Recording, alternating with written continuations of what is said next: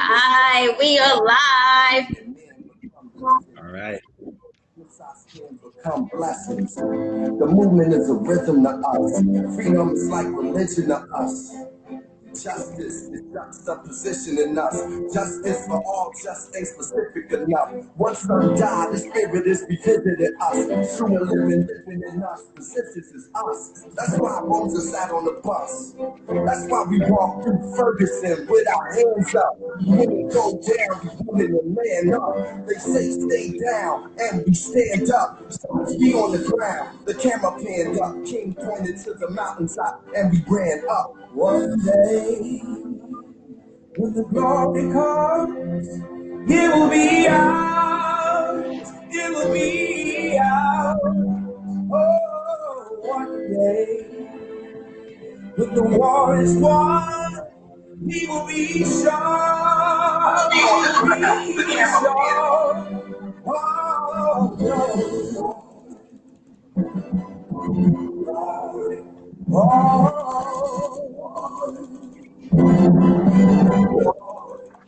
Now the war is not.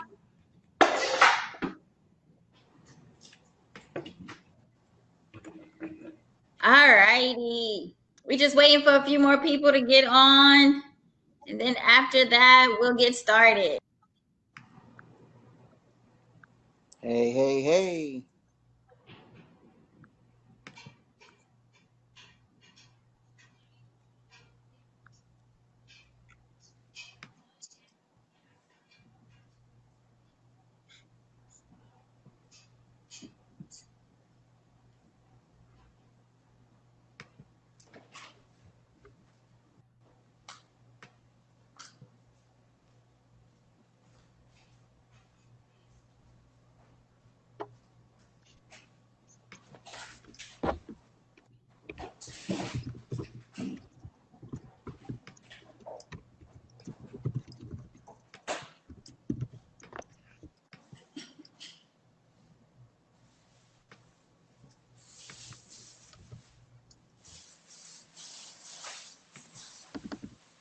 For the elders and young people's energy. Welcome to the story we call victory. The coming of the Lord. My eyes have seen the glory. One day, when the glory comes, it will be ours. It will be ours. Oh, one day, when the war is won, we will be sure. We will be sure. Oh,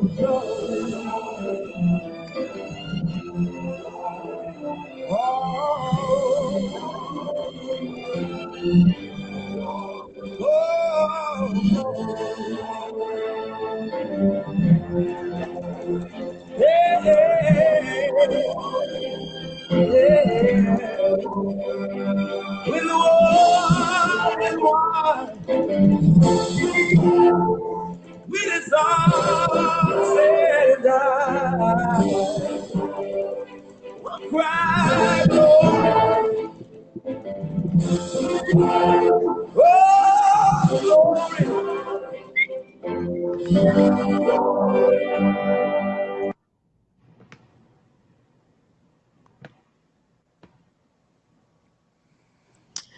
Hi. Welcome everybody to BeYOUnique's Facebook Live. We're so excited that you're on here. There's been a lot going on in the world, and BeYOUnique just wanted to connect with all of you and just have a live discussion about how our world has been impacted.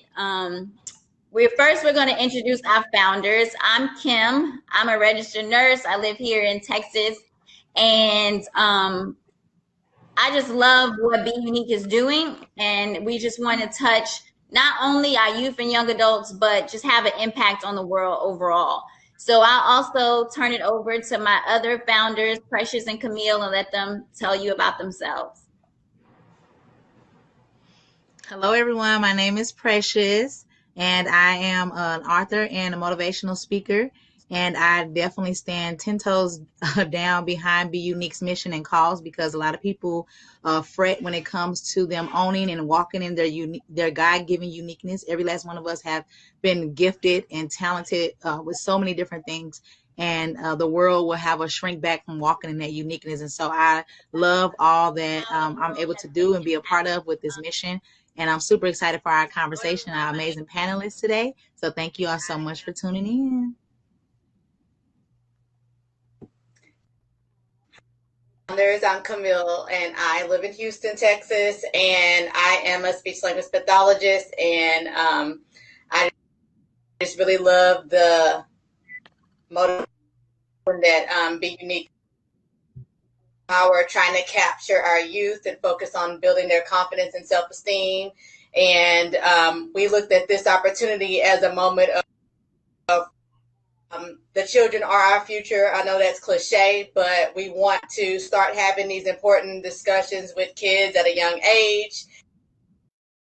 These discussions about racial injustice under the rug, which sadly has maybe happened several generations before us. We want to open up this organization to have those tough conversations and hopefully bring some enlightenment to the movement with this. It's at this time that I would like our guests to introduce themselves and tell us maybe a little bit about themselves. All right, awesome. Thank you, BeYOUnique team. My name is Mark Drake. I am an entrepreneur. I'm a father of two beautiful African-American boys, so I definitely look forward to tonight's meeting. Also, I am the co-founder of Inspire and Diversify, which is a income, inspirational, and networking opportunity for people of color. So I appreciate you guys inviting me to the call on tonight. And again, I look forward to the discussion. Awesome. DJ? Hi, my name is DJ Davis. I am 12 years old. I am in 6th grade, and I live here in McKinney, Texas. My mom is Kimberly, the founder, and yeah, I'm glad to be here as being a black male, a young black male, and be able to speak out on this cause. Awesome. And we'll have Maharo Peoples Jr. Yes, my name is Tanya. I'm a producer, songwriter, inspirational speaker, and I have a company called MP2 Music. We produce Christian music. I am a minister of the gospel as well, and I'm glad to just be in the midst of this conversation, and I hope that it ignites something in those that are listening and partaking thereof. Glad to be here. Awesome. We have Jay Peoples. Yes, my name is James Peoples, father of two, the brother of one of the founders. I'm just happy to be a part of it. I'd like to have our voice heard and make sure that everybody is able to express themselves thoroughly and just get the message about that, Black Lives Matter. Awesome. And then we have Tony. What's going on, everybody? My name is Tony, and I'm a father of one beautiful black son. And I'm many things, but the most important thing I am is unapologetically black. I write black, I think black, and I speak black. Awesome. Well, like I said, we're happy to have you in here. We want this to be a discussion, an open discussion. So please feel free to drop your comments down in the chat. Any questions for our panel, please feel free. And at the end of our discussion, we will be bringing that to them and answering those questions.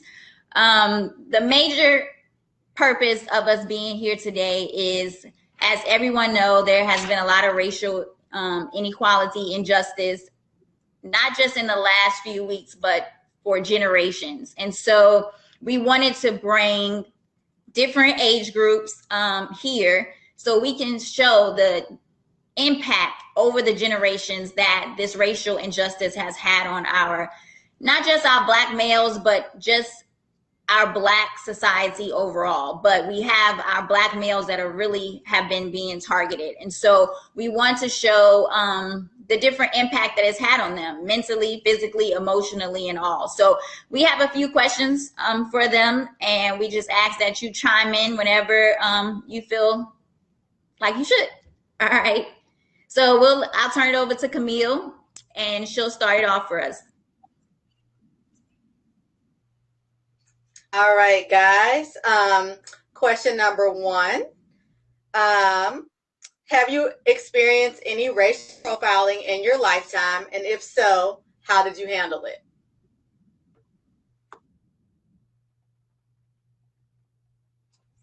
Well, I have. My brother James is here, and Kim. We grew up in the South Bronx, also known as the Boogie Down. And during the time I lived in the Bronx, I worked for the phone company for about 12 years, and I saved up money and got me a nice car, got me a very nice car. And I'm driving, and I'm actually going to church. I'm going to a rehearsal, and I saw a car in my rear view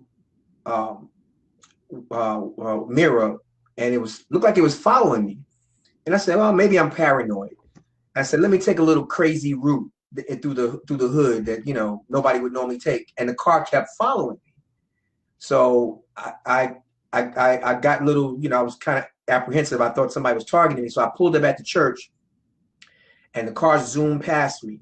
I was like, all right, well, I don't know what that was about. They came back up the one-way street, and 2 white guys in plain clothes in this unmarked car jumped out, trained their guns on me, and told me put my hands on the hood. And they were going through my pockets, and one guy had his gun trained on me while the other one was frisking me. And I'm going like, I didn't do anything. I'm like, what's going on? And when they finished, they checked my ID. I told them who I was. I said, yeah, I'm here going to rehearsal with the church right here. And what they said was they targeted me because I was a Black man driving a nice car in the hood. And so since I'm driving a nice car in the hood, I must be a drug dealer. So they had to check me out, but that's just how the culture is, and we grew up with that culture, of because we're Black, there's certain things that people expect us to do and to be involved in because we're Black. I have a top secret clearance with the government. And when I was polygraphed, the guy asked me, had I ever did drugs? I said, no, I never did drugs. He said, you grew up in the Bronx and you never did drugs? I said, no, I never did drugs. He said, you gotta be lying because you're a Black man. And I went crazy. When he said that, I just went nuts. I told him, I said, you can have this clearance. I said, every Black man that grows up in the hood does not become a drug dealer or a drug addict. But that's how we are treated. And that's been just a little bit of my experiences as a Black man, been targeted, been discriminated against just because of the color of my skin. That's been my experience. Anybody else want to chime in?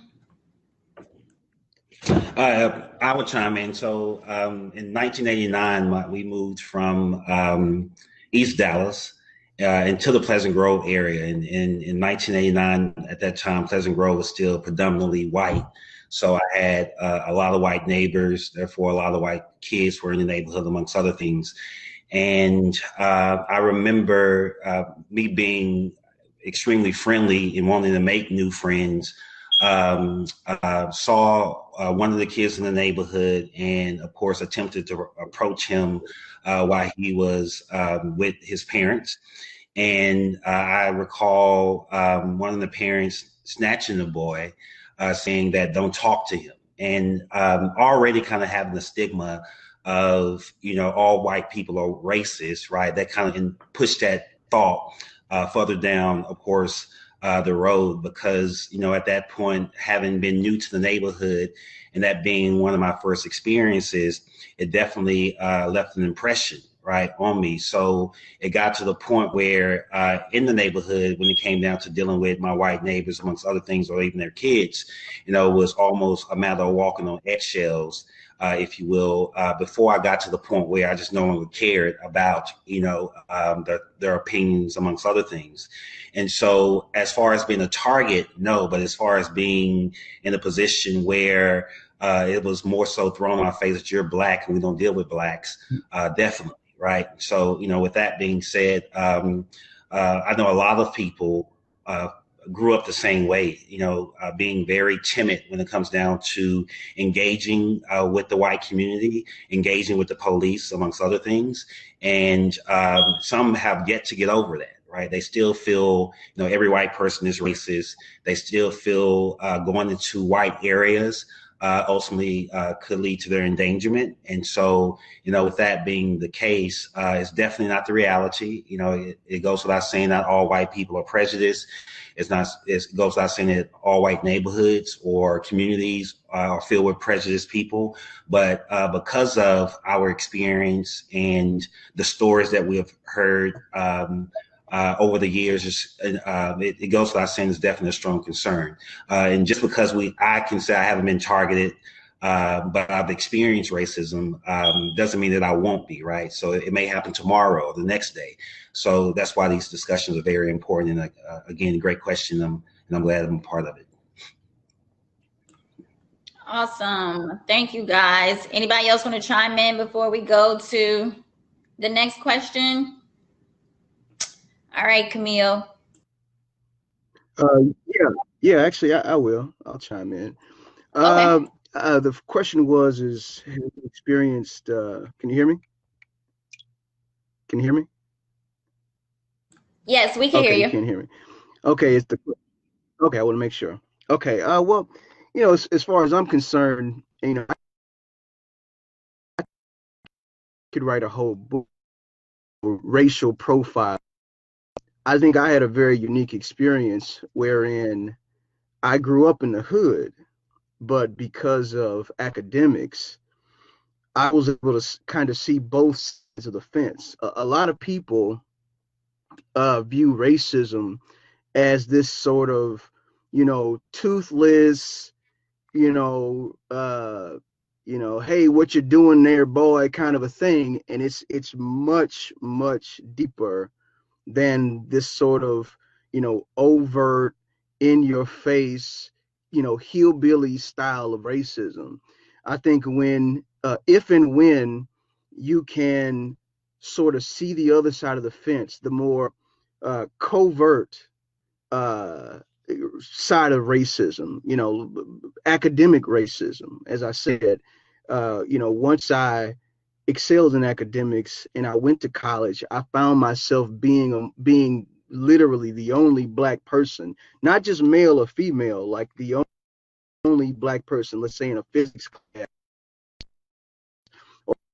or biology, some of the class, so being the only black person, and you really get to see the kind of, I guess the kids call it nowadays, microaggressions, the not so overt forms of racism that people in those spaces experience. For example, if you write a paper, as I did, and you use certain words, as I did, you get questioned as to whether or not you actually wrote the paper. That's happened more than once. You get professors who say, and this was said to me verbatim, if I have to use a dictionary, don't use those words. I'll question whether or not this paper came from you.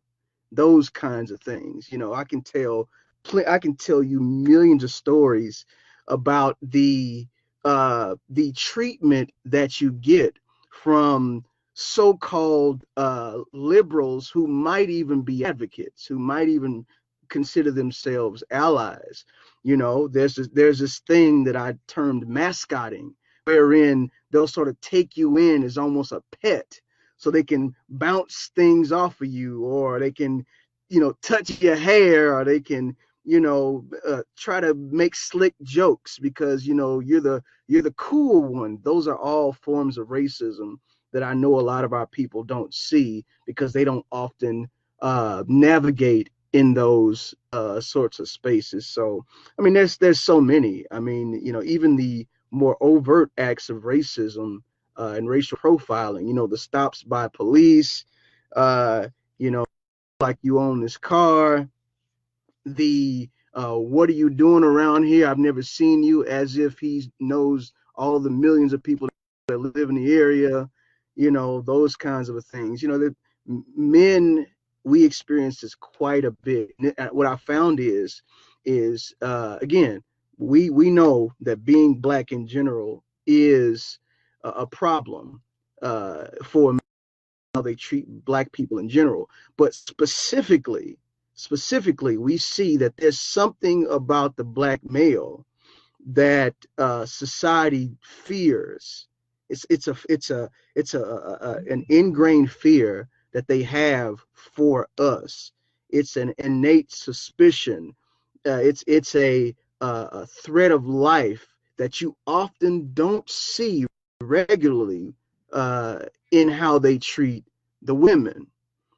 And that could be sexist in and of itself, but that's a completely different subject. I'm just saying we do see this hyper focus on black males and racial profiling. But anyway, I'll leave that there. I can go all day long. And you know, Karen, before you What you say? before you ask the other question, the next question, right there, when in retrospect, what bothers me about this particular question, this particular topic, is that this has become a normal thing in our community, where we're stopped or harassed by the police, they leave, and it's like, okay, they done did it again. And it's been, I know when I was growing up, it was like a normal thing. And you just, when the cop left, it was like, you're just glad you didn't get arrested for anything. And it's like, you didn't do anything, you're innocent. But it has ingrained itself in us that it's a natural occurrence for us to get stopped, for us to get harassed, for us to be looked up and down, for us to be scrutinized. I was driving a car coming to New York from Virginia. It was another nice car. I was driving the car, and the cop stopped me and held me for about half an hour. And I said, what did I do? They said, you're driving up this corridor, 95, and this is the corridor that drug dealers carry. You driving this nice car, and we had to stop and check you out. I said, I wasn't even speeding. You know, you just saw a black man in a nice car, and you needed to but it's become a normal thing to us. And I'm praying for a day that us being stopped like that it's not the norm. It's the abnormality. It's not the normal. I pray that would happen. Yeah, I agree. Oh, my bad. I want to say one more thing. I apologize because I didn't answer the second part of the question. The second part of the question is what do you do about it? Or what did you do? And I think the response to that is it depends. It depends on the severity of the situation. So let's say you have a more passive aggressive type of racism, wherein we've all had this, where you're in the store and you walk in and you got a Karen following you around. And then when you finally bust her from following you around, she'll then present you with the store sales, or, you know, hey, you know, today we have 30% off, as if you didn't see the 80 million signs when you came in, you know, that kind of thing. You know, you have those instances, and, you know, you can discuss how you handle those. In those instances, I would just simply make her feel silly.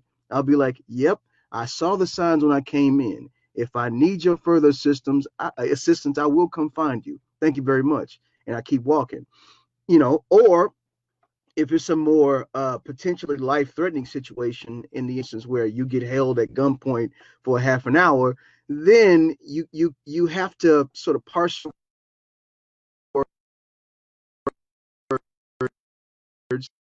Well, I'm sure we'll discuss this later. Unfortunately, you have to become almost a dealing with racism. You have to know your rights, you know, even though other people don't have to. You have to know what you do and don't have to say. You have to speak clearly and not, you know, jumble up your words, because that may infer to them that you're committing a crime. You may just be flustered by the whole situation. So, you know, how do you handle it? depends. Most importantly is you have to know your rights. You have to know what you do and don't have to say, what you do and don't have to present. And you have to speak clearly and concisely, like you belong there, and like you have rights just like they do. That's the main thing. Awesome. Thank y'all so much for all of that. Thank you. Very, very well said. Camille. Very well said. Yes. Here's question number 2. And this kind of piggybacks off of question number 1. In your own words, can you explain racial injustice and has affected you on a personal level?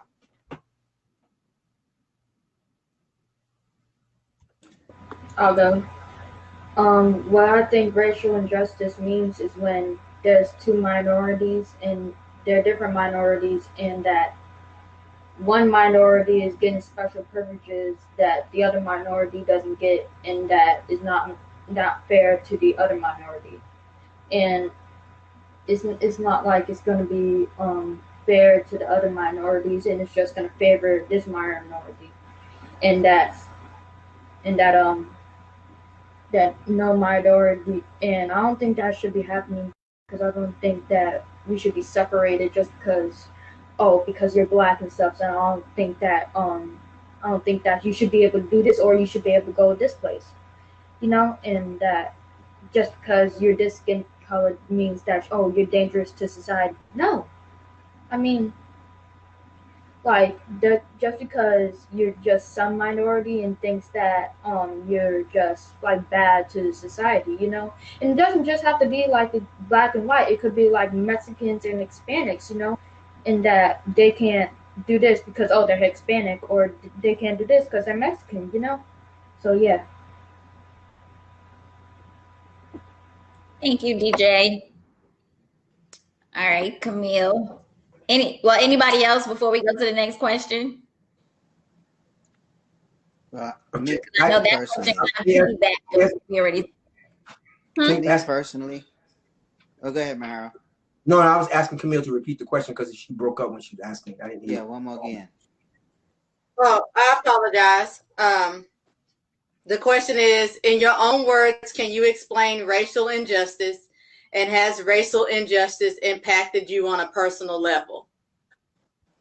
Okay. Well, me personally, racial injustice to me is more when you use your position or your power to hinder or stifle someone, to bog them down and not let them progress, whether you put them in a hostile situation, i.e. the police, whether you at your job and someone is using their power or their position to hold you back from progressing, just because you're black, or brown or whatever color, just because you're a minority and they're not treating you fairly, because I believe in fairness across the board. And, a lot of things go over my head because I look at people equally, and, I just, ha, ha, ha, ha, whatever, go ahead. I'm kind of carefree with a lot of things. But, that's racial injustice to me. It's me personally, if I have experienced it, it has to be very egregious for me to really notice it. Because I've been with relatives and stuff, and they look at me like, cuz you didn't understand what he was saying. I was like, what? I was like totally naive to the situation, and they took great offense because of where they were raised with the comments or the actions versus where I was raised with the comments or actions. So personally, a lot of things go over my head in that aspect, but I have seen it a time or two. But that's racial injustice, where you use your power and your position to hold someone back. No, and I actually agree with Jay's definition. I will say, we've all watched the news, and whether through your TV or even on your social feed, and seeing where the behavior, maybe the police or someone else of authority, waivers depending on the ethnicity group they're dealing with. If you're black and you're walking down the street, with a rifle, then more than likely the probability of you getting pulled over by police with guns drawn is highly likely. Whereas if you're white walking down the street with a similar tool, then they get out the car, just kind of want to shake your hand, get to know you a little bit, and then let you go on about your day. And it goes without saying that a lot of what we see is only a small portion of what is really going on from a national and the worldwide standpoint, right? And so we get glimpses of this inconsistency in behavior when it comes down to police treatment, amongst other things. And luckily for us, we are able to see it in the way that we are and be able to speak about it in platforms like this, take action via protest, amongst other things. But there are so many others that have experienced racial injustice that their voices will never be heard, their stories will never be told. It wasn't video recorded, right? And when it came down for them to stand before a judge and to state their claim as far as what they experienced because of, again, racial injustice, they were given the cold shoulder. They may have been provided a sentence that was unfair and unjust. And that's why we're here today, because it's time out for that, right? And so the noise that has been created and that is going on as we speak is pretty much us saying, as a community, enough is enough.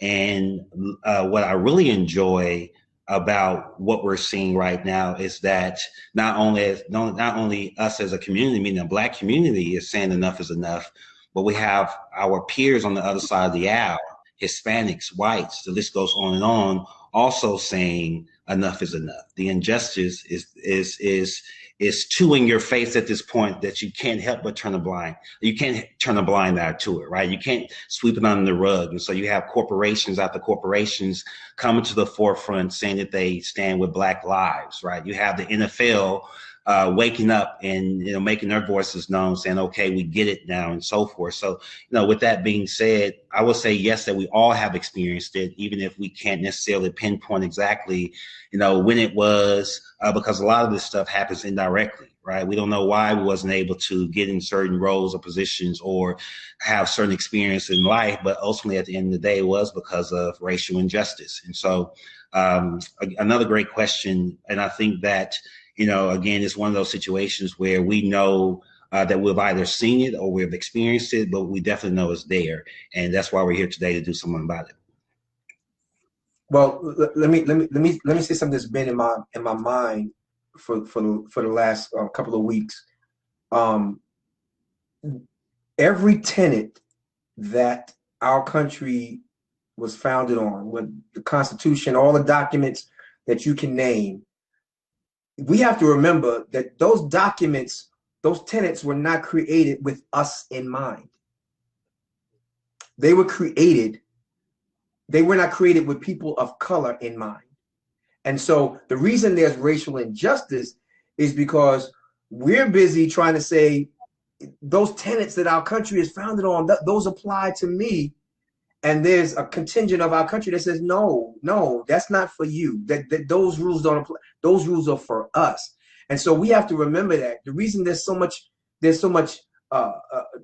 a discrepancy in Black people being persecuted and jailed, the people being jailed for minor things for years and years, and then people who are not people of color, they get off with probation. And that's because the laws were not meant for us. They were not designed for us. So now we're in a place where we're fighting racial injustice. We're Black people trying to govern ourselves or say that the laws that the country are founded on apply to us. And that's not how white America looks at us. I'm sorry, that's not. They don't look as though those laws apply. That applies to them. We were not in their mind. And so it's up to us to say, listen, we're Americans. We're part of this country. And I know that when you wrote those laws, they don't apply to me, but I'm here now. And I have the same rights that you have regardless of my skin color or my ethnicity. Actually, I'd like to chime in. I mean, I would be in just a slight disagreement with that, because I think that by and large, with the exception of, the 80s drug laws, which were specifically written to target black people. I honestly think the other laws are fine. For example, speeding laws are fine.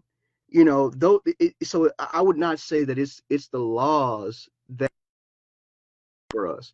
I think it's the social conditioning of people who are not black. They're socialized to treat us in a specific way that affects us. I wouldn't say it's not the laws. It's the and they didn't see us, they would treat us the exact same way. This is an issue of social conditioning. When you condition a people to treat another people a certain way, that's the problem. It's not like, if you go over the traffic laws, speeding laws, you'd be hard pressed to find a black person more likely to be stopped by a cop.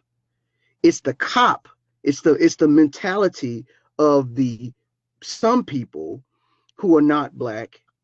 That's the problem, not the actual laws themselves. As I said before, there are a subset of laws that specifically target black people, but I would say it's the racism. It's the racism that is the problem, not the actual laws. So let me chime in. So let me Hold offer on, hold on, clarity. hold on, hold on. I think what Maharal is saying, what Maharal is saying is that when the U.S. was founded, and that it wasn't founded with black people in mind as equals. So therefore, you started off with an inequality. You wasn't equal from the beginning. And if you look at the Constitution and some of those rights, it specifically says people of color, Negroes, or whatever, how they want to are not equal. It specifically said it. So the country was Right. founded originally on inequalities. And I think that was the point he's trying to say. So we're trying to overcome something that was never meant to be. We were never meant to be equal from the beginning. In their eyesight as a country, we were never meant to be on their equal level. So the actual civil laws or whatever, the city laws and all that stuff, it just trickled down. It's like a domino, a snowball effect. It started off dirty, it started off wrong, Well, and it just kept getting dirty all the way down the hill. And it still ain't hit rock bottom. So it's still flowing. So therefore, well, now the only thing today that we see is we see the inequalities that has been going on for years. We see the killings and stuff that has been going on years because of technology advancing.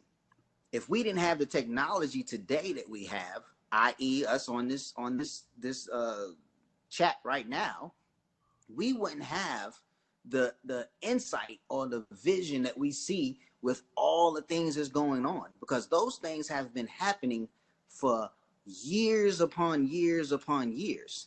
The same laws, but we see the laws being broken by the people that are supposed to protect the laws and protect the societies. We see them now, more apparently now because of technology. It just makes it more apparent to us. And let me say what I was gonna say. right. Well, let me be. Let me. Let me say Well, I what I was going was to be gonna say. clear what I meant. Well, let me say now. I was not saying that the laws per se are bad. There are some laws that are questionable. There's some laws that are good. It's the application of those laws. But what I was trying to say is that when our country was founded, all the tenets of our country, the Constitution, the Bill of Rights, all these things, when these things were founded, they were not founded with us in mind. Now, if I believe if you murder somebody, 100%. if you murder somebody, there needs to be consequences according to the law, no matter what your skin color. But it's not so much the laws as it is the application of the laws. The application of the tenets. All men are created equal. That's built into the tenets of our country. Yet we have to fight to be equal. That means that we're not considered one of the all men are created. You know what I'm saying? So what I'm saying is that when you start out with a foundation that's warped, that's wrong, that's corrupt, of course it's going to serve one side and it's going to afflict the other. And that's just the way it is. That's why there's racial inequality, because of the foundation of this country. Now, what we have to fight to get those rights back that we as human beings have a right to partake of. So that's what I was saying. That's what I was saying. Okay. Well, let's jump on to the next question so we can be respectful of everyone's time. Camille, you want to go to the next question? Question 3. Okay, kind of piggybacking off of what we were saying. Again, these questions just keep seeming to build. As a Black in You broke your up. household, mentally and physically, from the as a Black male in this society, how do you protect yourself and your household mentally and physically from the impact of racial injustice? I got it. So where I live in McKinney, Texas, is relatively like white town, all right, and I go to a relatively white school, Copper Middle School. Okay, so at the school, there's like people telling me that they got the N-word pass. Isn't that stupid? Like really? Like because they be telling their white friends that my Black friend gave me the N-word pass. So am I okay to say it? No, because has your Black friend been kneed in the neck and died for 8 minutes, and has your Black friend like George Floyd or been beaten up on camera like Rodney King, and then the police officers just get off free? And has your Black friend ever been like sold as a slave, like food on a shelf at a store? Like that don't make sense. And if your friend has gone through that, then come to me telling me that they got the N-word pass. So Thank you, DJ. Hey, to answer your question, how do you prepare? How do you prepare your household uh, for everything that's going on? I think it was the question for the most part. One, you educate your household. You educate them on the reality of what's going on. Don't sugarcoat it. Don't damper it down. Be blunt and straightforward, because the world is not going to damper it down. When they're faced with that officer or they're faced with that predicament, it's not going to be dampered down. It's going to be crude. It's going to be blunt. It's going to be aggressive. So they have to have that and be prepared. You know, you educate them on their history, where they came from, what they are destined to be as a people, as a whole. You know, because a lot of times they are giving the misconception that we are a lesser people than we are a greater people. You know, the education system have took a lot of the Black history and stuff out of their criteria for teaching them. So they don't know anything. They don't know they're Black poets. They don't know they're Black artists. They don't know the history makers that were Black, that made monumental actions and done. They don't know that the great scientists and engineers that manufactured their everyday use were Black. You know what I mean? They don't know the little small details. So when you educate them on what their people have done and where they're destined to be, then they don't fall into the mindset, as the gentleman said before, that, hey, the social mindset is, this is how you're supposed to act. This is how you're supposed to be treated. This is what it is. This is what a Black person is. The ghetto mentality, as they say. You know, I read a book at one point in time that the ghetto mentality traveled so many places, and the Black people adopted it, nurtured it, and now it's ours. You know, when it was over in Europe and stuff, they dispelled it. You know, so it wasn't a color. We just took it on because of maybe the circumstances we had. We we related to it or whatever the case may be. But at the end of the day, you educate them. Yes. Do you arm yourself as your home, as the head of your household? Yes, you arm yourself. Your constitutional right, your parental right, your fatherly right, your kingdom, your castle, whatever it is. Because, hey, my house is armed, well armed. So at the end of the day, you arm yourself not only with weapons, but you arm yourself with your mentality and with your demeanor, and let them know, like Pop, our grandfather used to say, a lot of times, just because you have the right to fight doesn't mean it's right to fight. So you have to learn to educate yourself when it is appropriate to take arms, when it's appropriate to speak out and stain your thing, because everything may not turn out in your favor, and thus for your efforts is in vain. Now you're looking as a negative, you may fail or whatever the case may be, and it's nothing accomplished from what you did. So pick and choose, educate yourself, arm yourself mentally and physically. Awesome. Yeah, no, that's a great question. To chime in there, so I will say that, I grew up in a household where my mom every year in February will put on a Black History program, right? And so, to James' point, that was her way of ensuring that, her boys got extra exposure beyond just kind of the everyday, as far as who we were as a people, amongst other things. And, being a father of two boys myself, my oldest is 21 years old. So it goes without saying that, we've had to have conversations not only regarding the birds and the bees, but we had to have conversations related to who he is as a Black man, and how that perception is in the white community, especially, right? And ultimately also how to react during or within a moment of injustice, right? How do you respond to a police officer who is clearly being the aggressor and in the position where he's trying to provoke you to respond in a certain way so he can then take certain actions and point the finger as if it's your fault, right? So my personal experience has been more so to ensure that I educate my oldest, at least in this case. My youngest, he's too small to really kind of know what's going on. But I made sure that he understood that at the end of the day, your goal is simply to come home.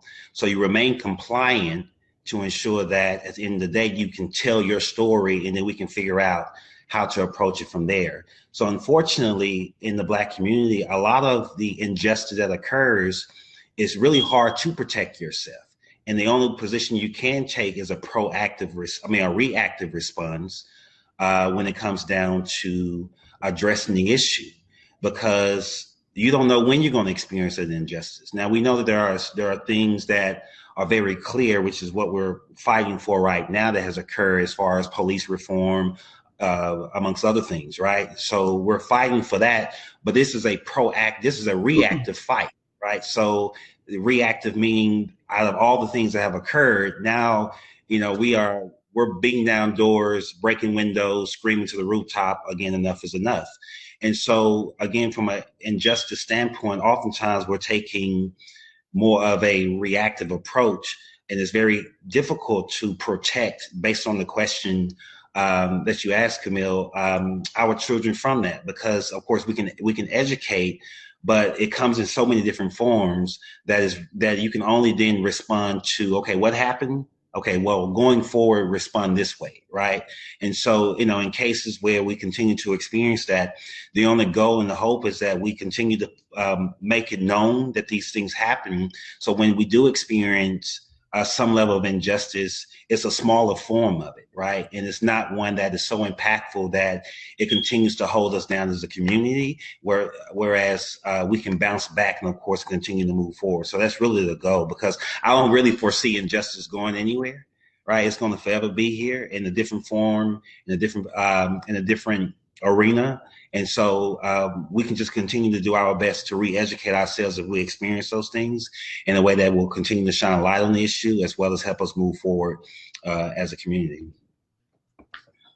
Well, as a father of a 21-year-old, 22-year-old now, I have a daughter. I'm very protective of her, and I have tried to talk to her and let her know how to respond, to police officers when you're approached, but I have to say that in this climate that we're in, it's hard to give a formula that's going to keep you safe, because time and time again we see people who have they've complied with the officers, and yet and Yeah. still they're beaten, they're choked, they're killed, and they haven't even offered resistance. We try to growing up, we were told you get stopped by the police officer, don't smart mouth him, do whatever he or she says, just obey. And but today we can't even just say that, because that's not the formula. That's not the formula anymore. I want to be able to say, if my daughter gets pulled over by the police, that she complies, everything's going to be all right. But I don't have that conscience of mind to say that, because I don't have that confidence of mind to say that, and I'm so afraid that, I protect my home. I protect my child. I'm probably the most protective father you have ever seen in your life. I protect my kid. But let me tell you something. My brother's laughing because he knows some stuff. But I protect my daughter. I love her and I protect her. But I'm so afraid of what's out there. I'm afraid a police officer is going to stop her, harass her, do something to because she's a black female. So the question can't really be answered. I mean, what do you do to protect the kids from the police? What do we do? Tell them to comply? They may die just because they said yes, sir. Got the cuffs on them, and they'll still be choked to death. What do we do, man? That's why I pray for my child, but I pray for this country, because the country needs a heart change. The country needs a heart change, because unless the country's heart doesn't change, if it doesn't change, nothing's going to change. The country needs a heart change. I'm sensitive about my kid. I'm sensitive about protecting my daughter, and about all these kids. What kind of world are we having? Are we preparing for them? And I mean we as black people, but I mean as humanity. What kind of world are we preparing our kids for? Our kids gonna have to deal with all of this stuff. The police, they're supposed to protect them, beating them and harassing them and putting false charges on them and throwing drugs in their car to frame them and stuff like that. When is this going to stop? It's not going to stop until there is a heart change in our country. I agree. But we're going to go and let Precious ask some questions as well. Thank y'all so much for your input. It's awesome. I'm loving the discussion.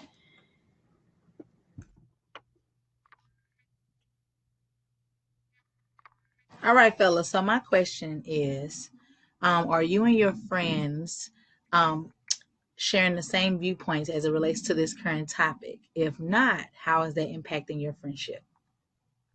Again, the question is, are you and your friends sharing the same viewpoint as it relates to this topic? And if not, how is it affecting your friendship or relationship? Well, me personally, I have a bunch of friends. So we all agree. We all black and we proud and we agree. I mean, just in general, with everything that's going on, I mean, just being in the office at times and hearing some of my Caucasian friends, co-workers speak, they're even upset, with a lot of things going on. So I haven't met or even held a discussion personally with anybody that just really like, oh no, it's just outrageous. I don't understand what's going on, that I just really disagreed with. I really don't even talk about it much. I mean, this is probably the most I've hosted conversation, unless it's just really in-house, so outside, I really don't even discuss it much because it's so overwhelming at times. It's just like, man, I talk with my sons about it, but other than that, I haven't had anybody that I disagree with. Black power.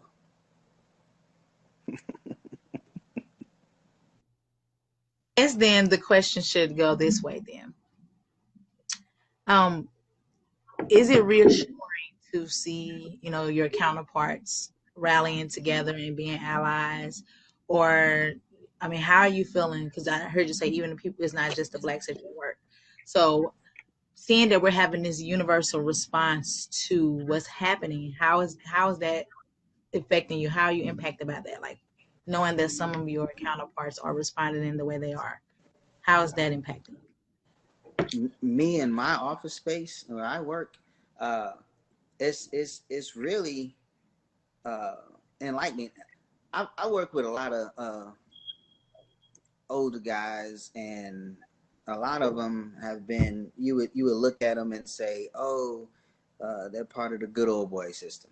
You would say that, if you're just on the outside looking in, and you would just think that. But once you really truly host a conversation with them, they're about just being fair.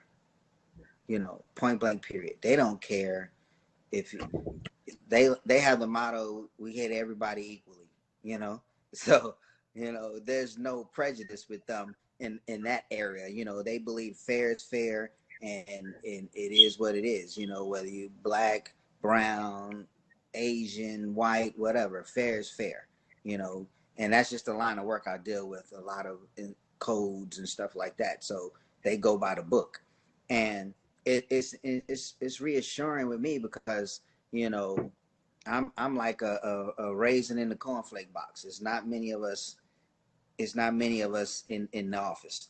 To be honest, to keep it is I'm raising the cornflake box. So I stay in my space, but then I hear them, and it's like, they're talking fairly, and it's like, okay, I can really get with this guy. I can really relate to this guy because he's not talking, if one of your homeboys come in my neighborhood, I'm gonna do this. No, he said, if anybody come in my neighborhood, we gonna handle them the same way I'm gonna handle the next man, the next man, and the next man.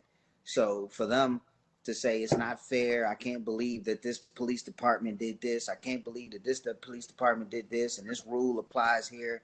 It doesn't apply there. I don't understand that.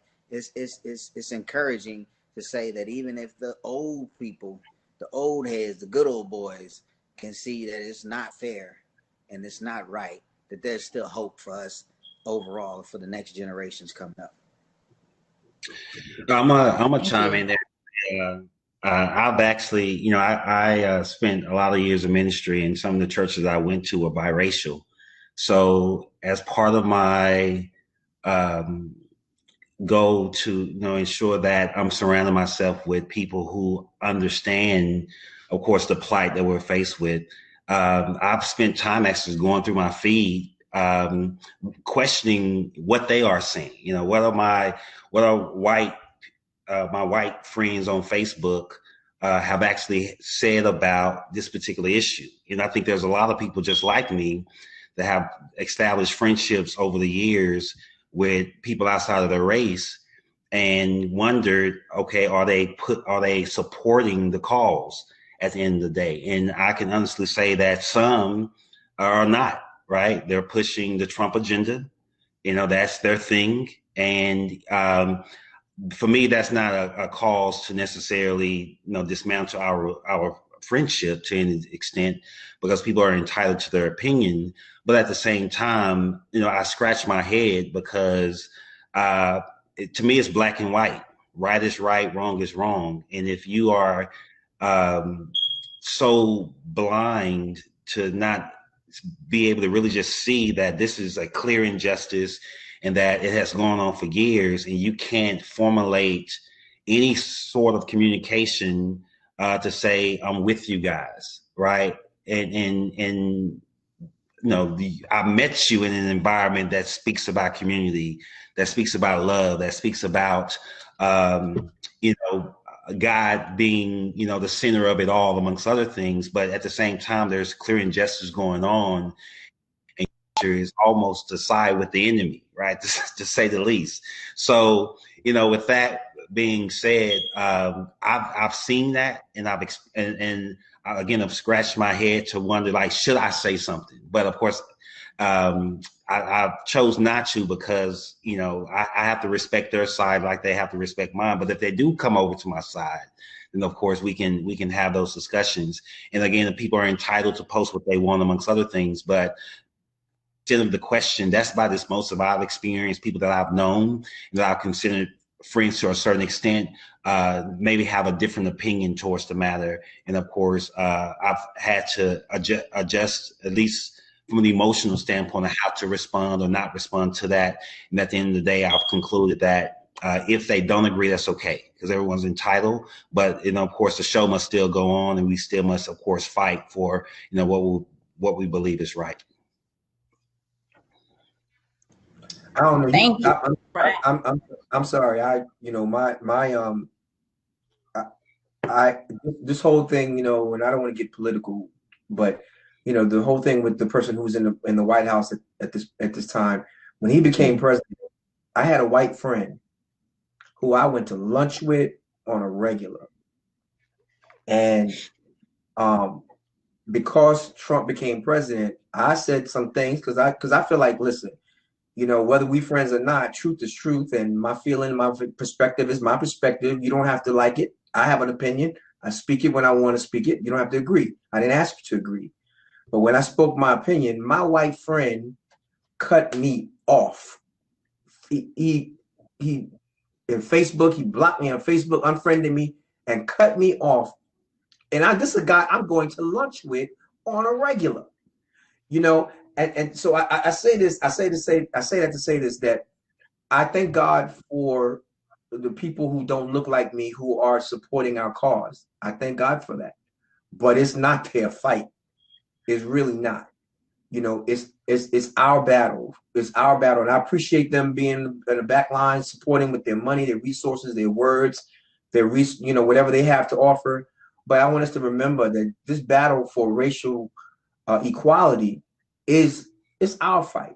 It's our fight. And I thank God I have some white friends who got it. They get it. They can't understand because they're not black.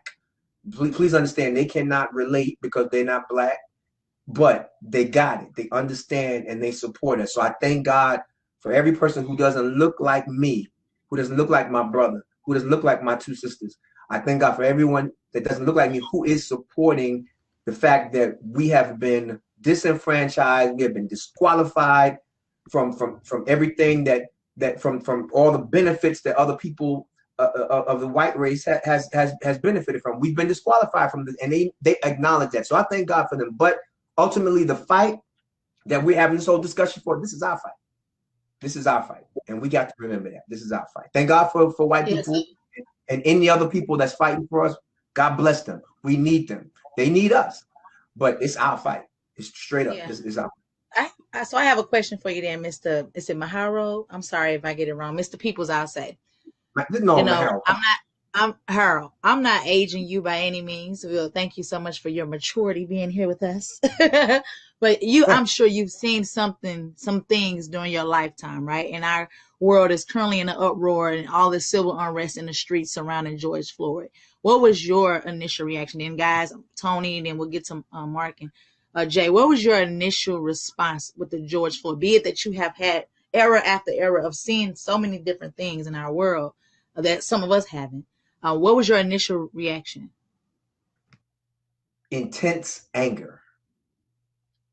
And every time I see any bit of the footage, intense anger.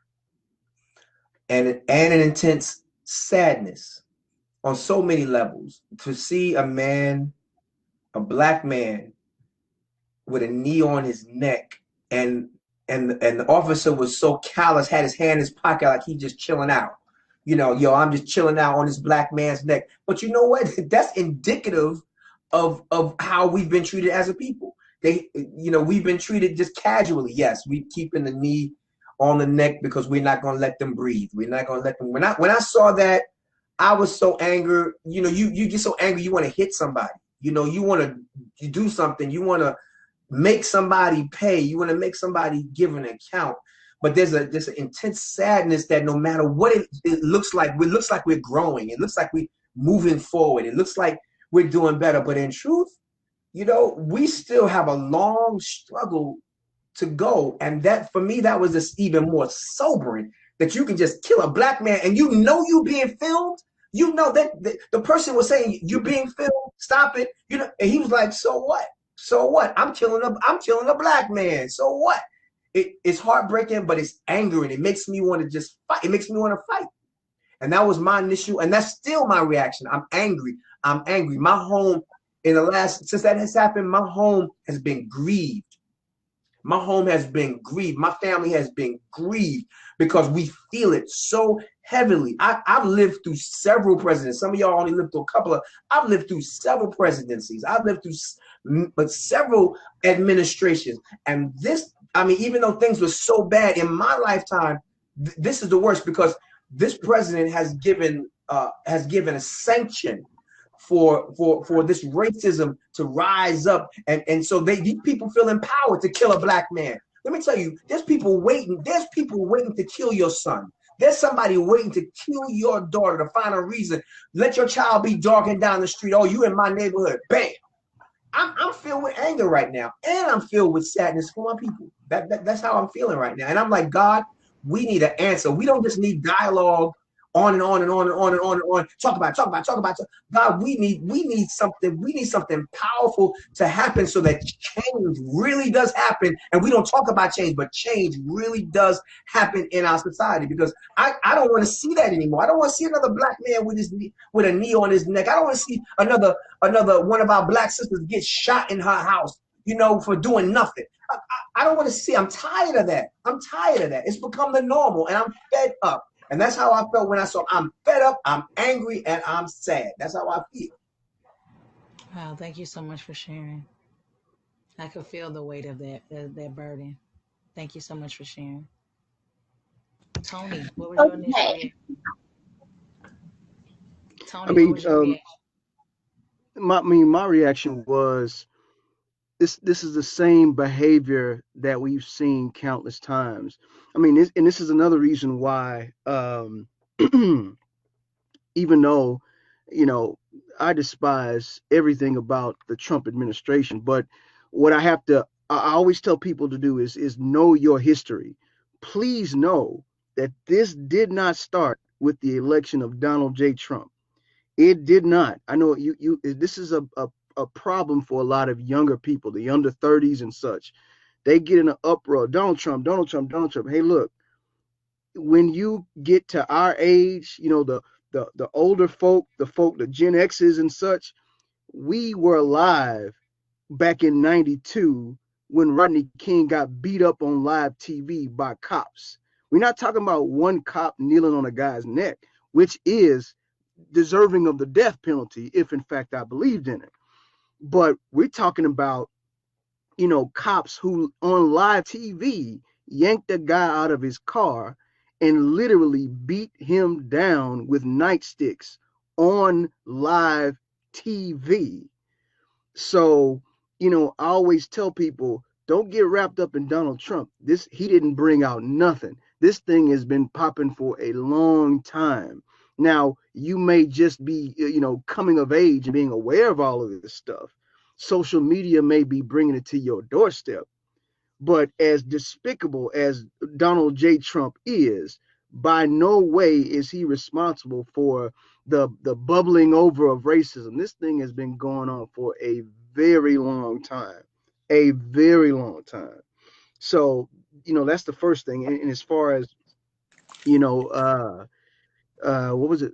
Oh yeah, I told you about my reaction to George Floyd. Yeah, I figured, hey, this is yet again another instance of and I consider cops sort of they're the enforcement arm of the racist society. So you just have yet another race officer, a race soldier enforcing the ingrained racism in our society. That's exactly what you saw. He didn't have a care in the world. He wasn't nervous. He wasn't sweating. He was just like, nah, just another day. I'm just going about my normal routine here. And later on we found out that wasn't in fact the case. He had other issues, other violations, civil rights violations. But the last thing I'll say is that I take a slightly different approach about the importance of other races' involvement in the movement. While it is our fight, it is, we have to be heavily involved in this thing all the way in.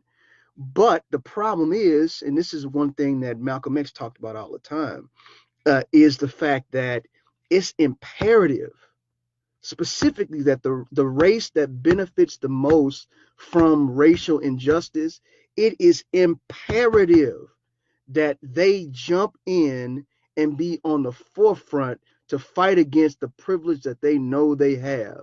He said that black people trying to fight this fight by themselves is like a mouse trying to sit on an elephant. It's the same thing. You have to have their involvement.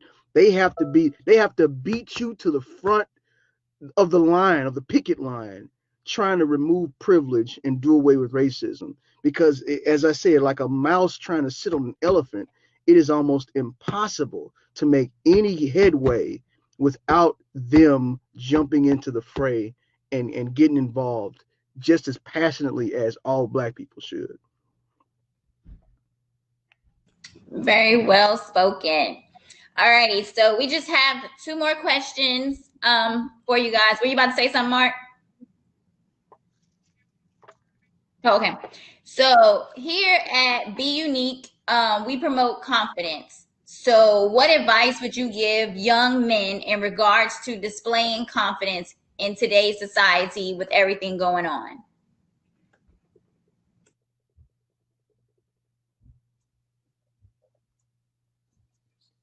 I would say young men, the first thing I would say is that one of the most revolutionary acts you can do is educate yourself.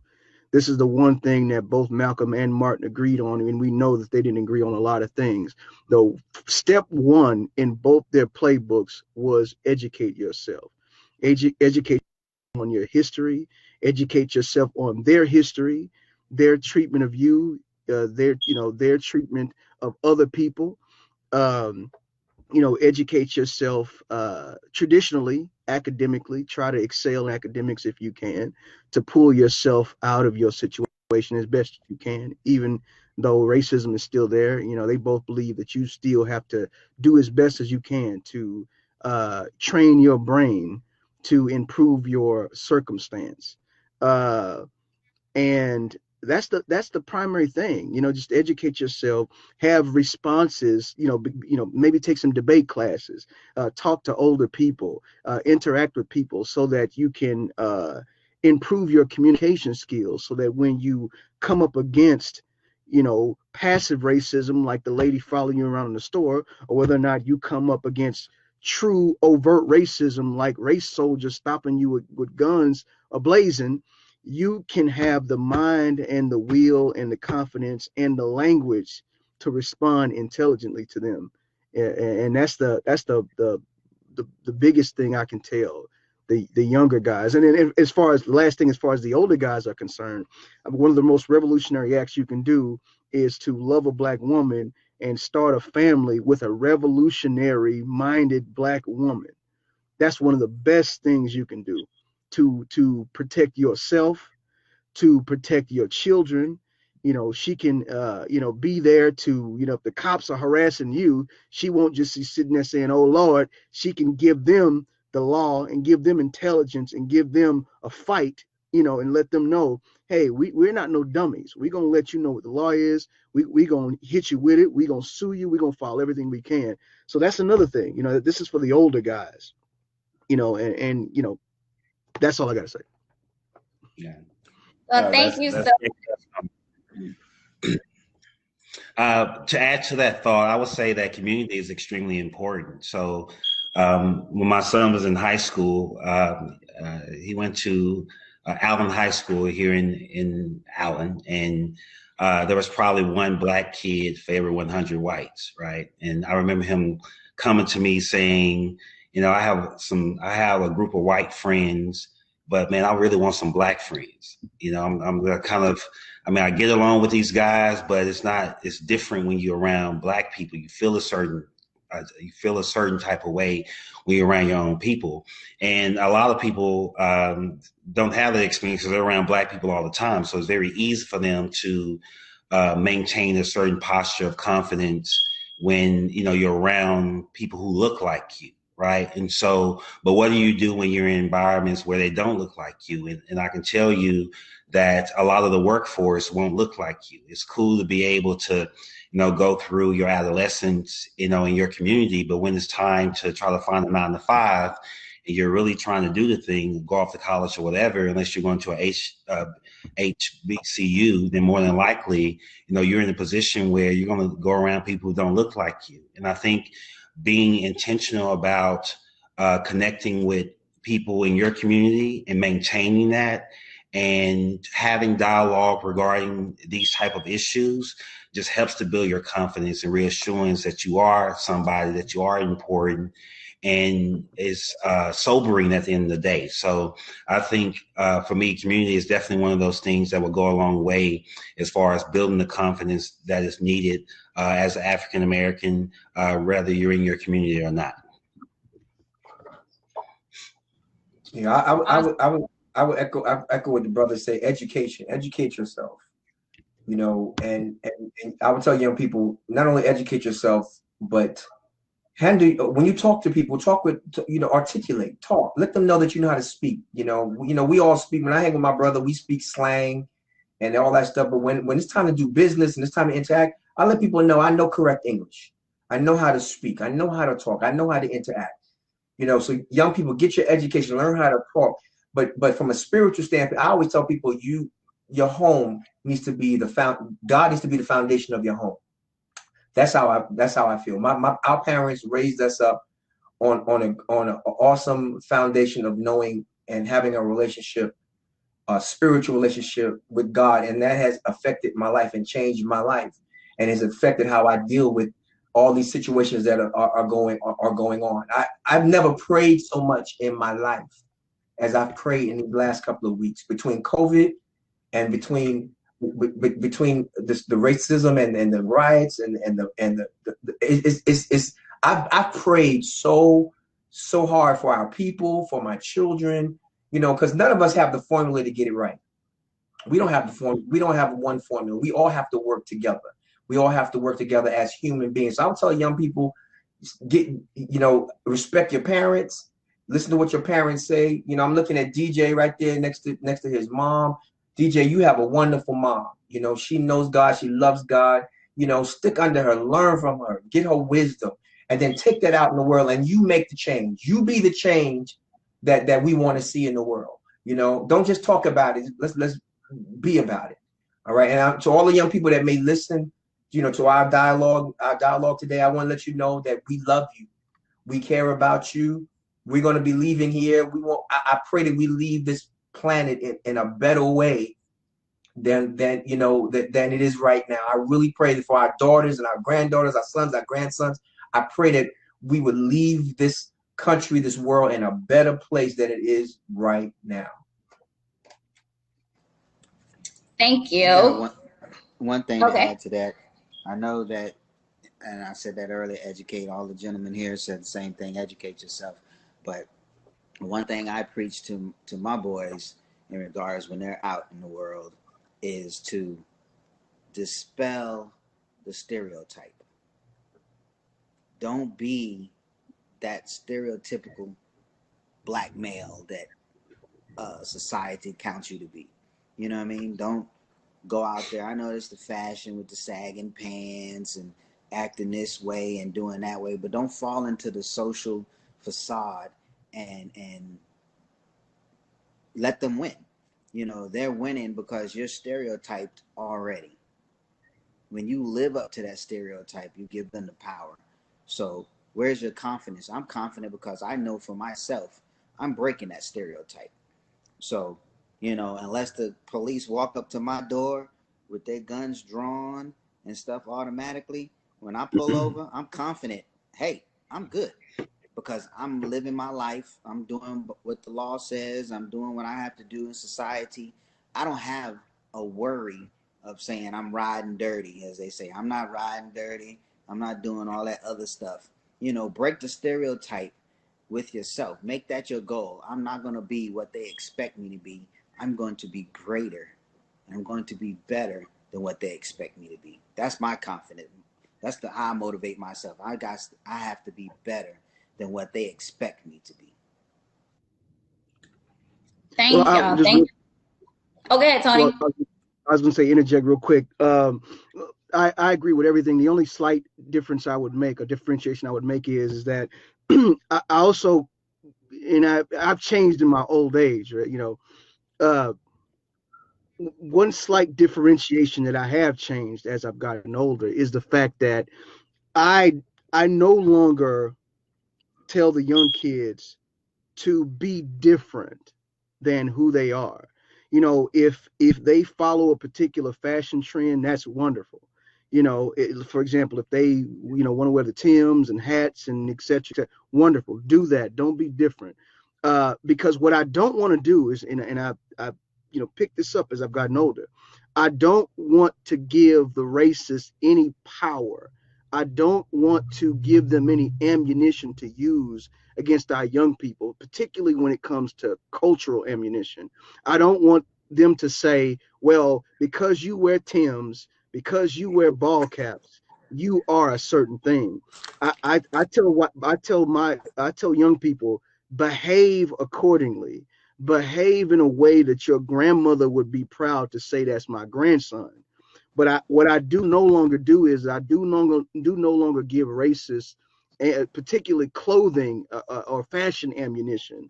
Your kid can wear every color Timberland every day of the week with a matching cap to match and a do rag that flows down his back like a 24-inch weave. That still doesn't give them a right to stereotype them any kind of way. That still No, doesn't no, give them no. the right to say you Let, are a let me let certain me thing because you look a certain way. let me That's the give only. you As long as clarity. you're acting in a way that your grandmother would be proud, you can wear whatever you want, when you want, how you want, what color you want, and you should still not be profiled or harassed in any kind of way. That's all I'm I saying. agree with Now, you. is it the I case that agree they with you. might? Sure, but we still have to fight against that. We still have to say we're not going to accept that. We're not going to accept them stereotyping our boys and girls, whatever, due to the way that they dress. Because if you No, go to any school, the white schools, colleges, the white boys, white girls, they dress more urban than we do, and they don't experience the same thing. So we have to fight I against agree that. with That's the you. only. That's the only I agree with you. But difference let I'll me say make. this. I didn't mean this clothes, and I may have mentioned it because if you want to look in my closet, there are tons of Tims. There's all the boots I wear. When I wear boots, There it's you go. Tims. You know There what it I mean? is. And I have about 3 trash bags full of ball caps.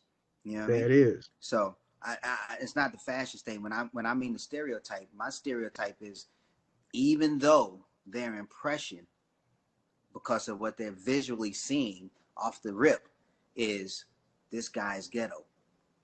This guy has a problem. This guy is stereotyped. But when they approach you, and it goes back to what all you gentlemen said, when you articulate a certain way, you not only surprise them, it's the surprise attack. They're not walking up to you, they're walking up to you expecting you to respond in such a negative uh, manner that when you articulate properly and use words that they probably have to pull out the dictionary to use, you sideswipe them. They're like, wow, wait a minute. I had the wrong impression. I judged this book by its cover before I even read the first page. So Right. don't be the stereotypical just because of how you look or how you dress. Not saying change your fashion and don't don't be expressive because my youngest son is very expressive. You know what I mean? Of Yeah. how he dresses, very unique.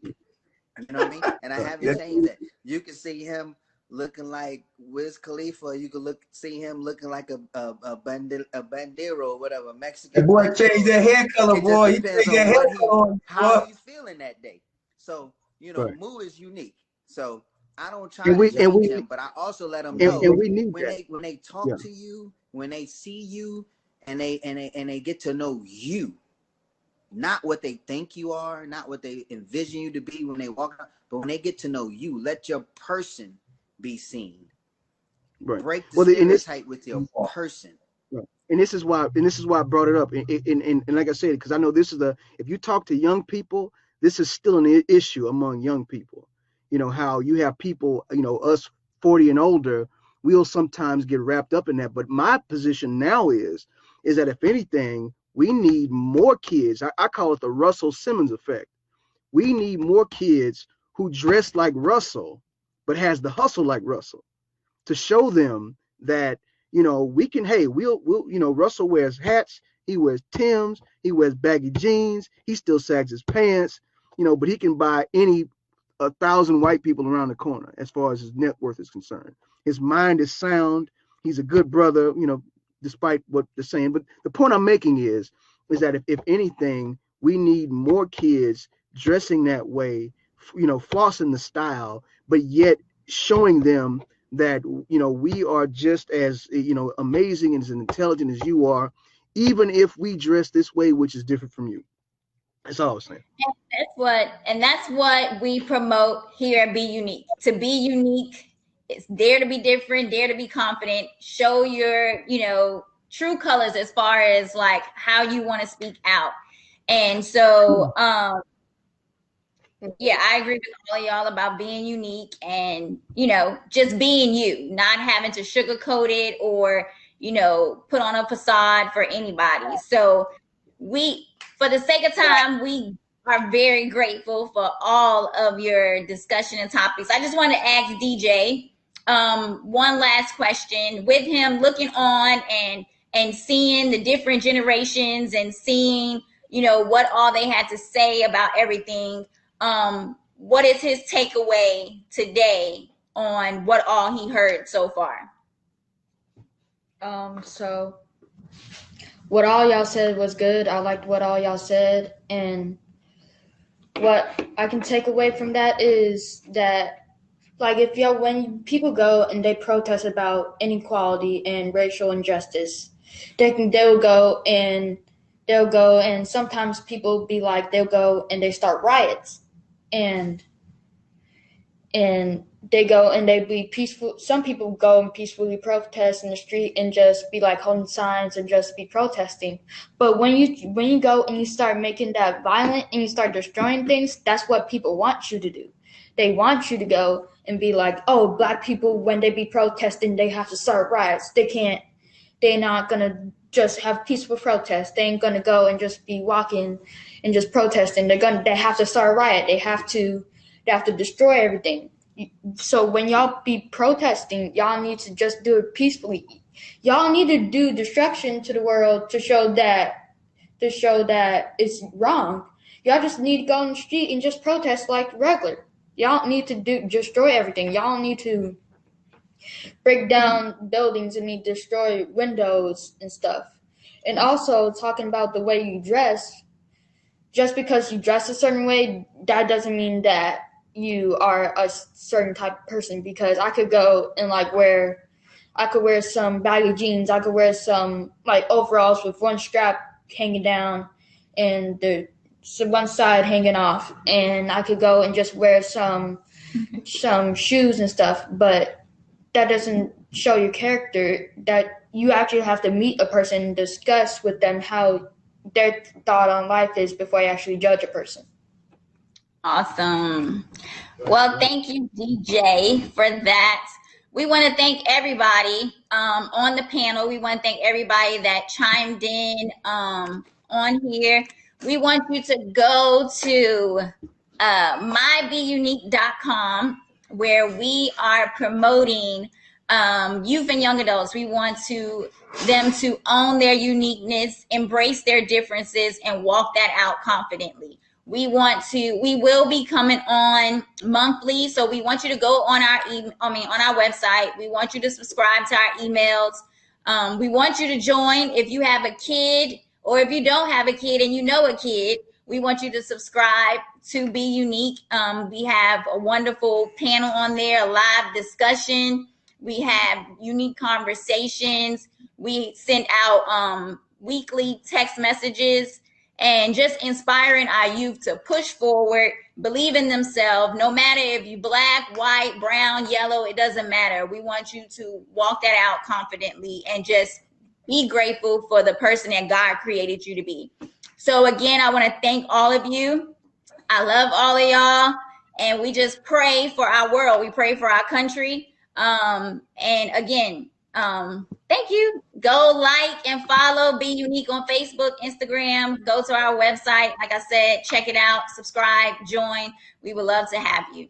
We hope y'all have a great rest of the evening, and goodbye.